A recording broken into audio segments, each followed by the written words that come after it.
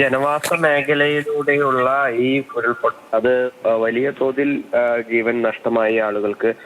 അതിനോടൊപ്പം തന്നെ ഈ മേഖലയിൽ ഈ യാതൊരു വിധത്തിലും ഇത്തരത്തിൽ ഒരു സംഭവം ഉണ്ടാകാൻ ഇടയില്ല എന്ന് കരുതി താമസിച്ചിരുന്ന ആളുകൾ, അവർക്ക് പക്ഷേ ഒന്ന് ഉറങ്ങി എണീക്കുമ്പോഴേക്കും സകലതും നഷ്ടമായ ഒരു അവസ്ഥയാണ് നിലവിലുണ്ടായിരിക്കുന്നത്. നിലമ്പൂരിലെ ആശുപത്രിയിൽ തന്നെ നമ്മൾ കഴിഞ്ഞ ദിവസം എത്തിയ സമയത്ത് ഒരുപാട് ആളുകൾ ഈ ചിത്രങ്ങളുമായി, തങ്ങളുടെ ഉറ്റവരുടെ ചിത്രങ്ങളുമായി എത്തിയ ഒരു സമയമുണ്ടായിരുന്നു.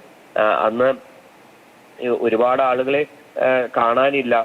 ഇവരെല്ലാം തന്നെ ഇവിടെ ഉണ്ടോ എന്നെങ്കിലും പരിശോധിക്കട്ടെ എന്ന് ചോദിച്ചുകൊണ്ടാണ് ഹെൽപ്പ് ഡെസ്കുകളിലും പോലീസ് ഉദ്യോഗസ്ഥരുടെ അടുത്തും ആരോഗ്യ പ്രവർത്തകരുടെ അടുത്തും എല്ലാം തന്നെ എത്തിയിരുന്നത്.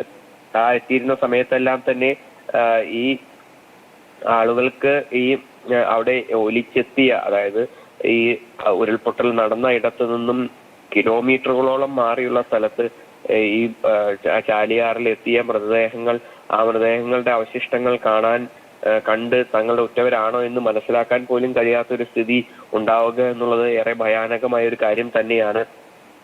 നനച്ചിരിക്കാത്ത സമയത്ത് ഇത്തരത്തിലുള്ള സംഭവങ്ങൾ ഉണ്ടാകുമ്പോൾ പതറിപ്പോകുന്ന ഒരു സ്ഥിതി ഉണ്ടാകാറുണ്ട്. പക്ഷേ ഇവിടെ എല്ലാം നഷ്ടപ്പെട്ട് നിൽക്കുന്ന ആളുകൾക്ക് കൈത്താങ്ങാവുകയാണ് നമ്മുടെ നാട്ടിലെ എല്ലാവരും ഒത്തുചേർന്നുകൊണ്ട്.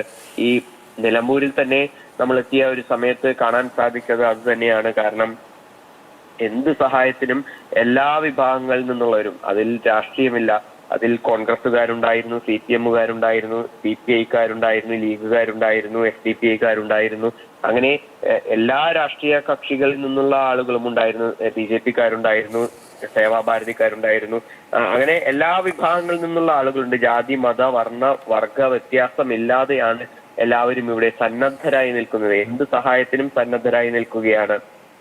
നേരത്തെ നമ്മൾ ഉച്ചയ്ക്ക് ഒരു ദൃശ്യം കാണിച്ചിരുന്നു. അതായത് ഇവിടെ നിന്നും ഉള്ള മൃതദേഹങ്ങൾ വഹിച്ചുകൊണ്ടുള്ള ആംബുലൻസുകൾ നിരനിരയായി ഇങ്ങനെ കിടക്കുന്നതും നിരനിരയായി പോകുന്നതും എല്ലാം തന്നെ. ആ ഒരു ആംബുലൻസുകളിൽ ഉള്ള മൃതദേഹങ്ങൾ ഒന്നും തന്നെ ആ വാഹനത്തിൽ ഉണ്ടായിരുന്ന ആളുകളുമായി യാതൊരു വിധത്തിലുള്ള ബന്ധവും ഇല്ലാത്ത ആളുകളാണ്. അതായത് ഡ്രൈവർ അല്ല ഞാൻ ഉദ്ദേശിച്ചത്, ആ മൃതദേഹത്തെ അനുഗമിക്കുന്ന ആളുകൾ.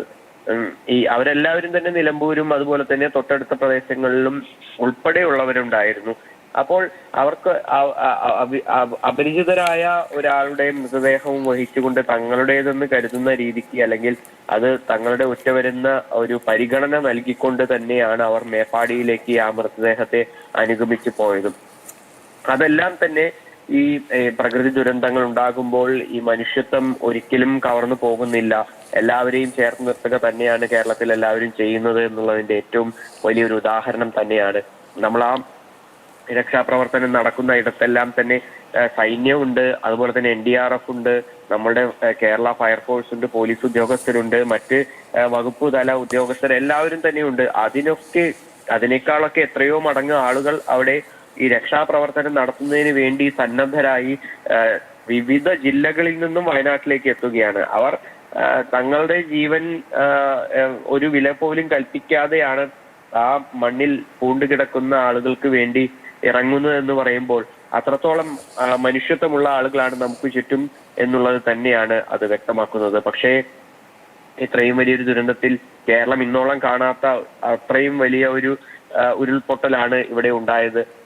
ഈ പെട്ടിമുടി ദുരന്തം ഉണ്ടായ സമയത്തെല്ലാം തന്നെ സമാനമായ സ്ഥിതി തന്നെയായിരുന്നു. എല്ലാവരും ഒന്നിച്ച് രക്ഷാപ്രവർത്തനത്തിന് ഇറങ്ങി. അന്ന് 70-ലധികം ജീവനുകളാണ് നഷ്ടമായത്. ഇന്നിപ്പോൾ അതിന്റെയൊക്കെ എത്രയോ ഇരട്ടി ആളുകളാണ് നമുക്ക് നഷ്ടമായത്. അവരുടെ എല്ലാം തന്നെ ജീവിതവും ജീവനോപാധികളും വീടും എല്ലാം തന്നെ നഷ്ടമായ ഒരു സ്ഥിതിയാണ് നിലവിലുള്ളത്. എന്തായാലും ഇതിനെല്ലാം അതിജീവിച്ചേ പറ്റൂ എന്നുള്ളത് തന്നെയാണ് നമുക്ക് ഈ ഒരു ഘട്ടത്തിൽ പറയാൻ സാധിക്കുകയുള്ളൂ. കാരണം ഒന്നും പകരം വയ്ക്കാൻ സാധിക്കുകയില്ല. എല്ലാത്തിനെയും അതിജീവിച്ച് നമ്മൾ മുന്നോട്ട് പോവുക തന്നെ ചെയ്യും എന്നുള്ളത് തന്നെയാണ്. അതിന് വേണ്ട കൈത്താങ്ങ് അവർക്ക് നൽകുന്നതിന് വേണ്ടി സമൂഹത്തിന് വിവിധ ഭാഗങ്ങളിൽ നിന്നുള്ള ആളുകൾ ഇതിനോടകം തന്നെ മുന്നോട്ട് വന്നിട്ടുണ്ട്. ഇനിയിപ്പോൾ ആ ഒരു രീതിക്കെങ്കിലും അവർക്ക് ജീവിതം മുന്നോട്ട് കൊണ്ടുപോകാൻ സാധിക്കുമെന്നാണ് കരുതുന്നത്. എന്തായാലും ഈ രക്ഷാപ്രവർത്തനം അവിടെ പുരോഗമിക്കുമ്പോൾ ഇപ്പോഴും ഈ ചാലിയാറിലേക്ക് മൃതദേഹങ്ങൾ ഒലിച്ചിറങ്ങി വരുന്നുണ്ട് എന്നുള്ളത് തന്നെയാണ് ഈ നിലമ്പൂരിൽ നിന്നും പറയാൻ സാധിക്കുന്നത്. കാരണം ഇന്നിപ്പോൾ വൈകുന്നേരങ്ങൾ പോലും അതായത് ഒരു 6 മണി സമയത്ത് പോലും നിലമ്പൂർ ആശുപത്രിയിലേക്ക് മൃതദേഹ ഭാഗങ്ങൾ എത്തിച്ചിട്ടുണ്ടായിരുന്നു. അത് തിരച്ചിൽ ഇന്നിപ്പോൾ നിർത്തിവെച്ചിരിക്കുകയാണ്. കാരണം വൈകുന്നേരങ്ങൾ തിരച്ചിൽ നടത്താൻ കഴിയാത്ത ഒരു സ്ഥിതിയുണ്ട്. വനപ്രദേശമാണ്, വെളിച്ചമില്ല, വന്യമൃഗങ്ങളുടെ ശല്യമുണ്ട്. കൂടാതെ ഏത് നിമിഷവും പുഴയിലെ ഒഴുക്ക് വർദ്ധിക്കുന്ന സാഹചര്യമുണ്ട്. അതൊക്കെ ഉള്ളതിനാൽ തന്നെയാണ് ഈ വൈകുന്നേരങ്ങളിൽ ഈ തിരച്ചിൽ ഈ ചാലിയാറിന് മുകളിലേക്കാണ് നടത്തേണ്ടത്, കൂടുതലായി നടത്തേണ്ടത്. ആ ഭാഗങ്ങളിലെല്ലാം തന്നെ പോത്തുകൽ മേഖലയിലെല്ലാം തന്നെ വലിയ തോതിൽ വെള്ളം ഇരച്ചെത്തുന്ന സ്ഥലങ്ങളുണ്ട്. കൂടാതെ ഈ വനപ്രദേശമാണ്. അപ്പോൾ അവിടെ തിരച്ചിൽ നടത്താൻ സാധിക്കുകയില്ല. പക്ഷേ ഇനിയിപ്പോൾ അതിരാവിലെ തന്നെ വീണ്ടും തിരച്ചിൽ നടത്താനായി ഒരു സംഘം തന്നെ അങ്ങോട്ടേക്ക് പോകുന്നുണ്ട്. അതിൽ ഈ പറഞ്ഞതുപോലെ തന്നെ സന്നദ്ധ പ്രവർത്തകരെ ഉൾപ്പെടെയുള്ള വിവിധ വകുപ്പുകളിൽ നിന്നുള്ള ഉദ്യോഗസ്ഥരെ ഉൾപ്പെടെയുള്ള ആളുകളെല്ലാം തന്നെ അവിടേക്ക് പോകുന്നുണ്ട്. എന്തായാലും നാളെയും സമാനമായ രീതിയിൽ തന്നെ മൃതദേഹങ്ങൾ ഇവിടെ നിന്നും ലഭിക്കും എന്നുള്ളൊരു കാര്യം തന്നെയാണ് ഇപ്പോൾ അറിയാൻ സാധിച്ചത്. കാരണം ഇനിയും ഒരുപാട് മൃതദേഹങ്ങൾ അവിടെ തന്നെ കുടുങ്ങിക്കിടക്കുന്നുണ്ട്. എടുത്ത് കൊണ്ടുവരാൻ കഴിയാത്ത രീതിക്ക് അവിടെ ഉണ്ട് എന്നുള്ളത് തന്നെയാണ് അറിയാൻ കഴിഞ്ഞത്. ഏറെ കണ്ടെത്തേണ്ടതുണ്ട് ഇനിയും. അതായത് ഇതൊന്നുമല്ല ഈ ദുരന്തത്തിന്റെ വ്യാപ്തി എന്ന ആദ്യഘട്ടം മുതൽ അവിടെയുള്ള പ്രദേശവാസികൾ പറയുന്നുണ്ടായിരുന്നു.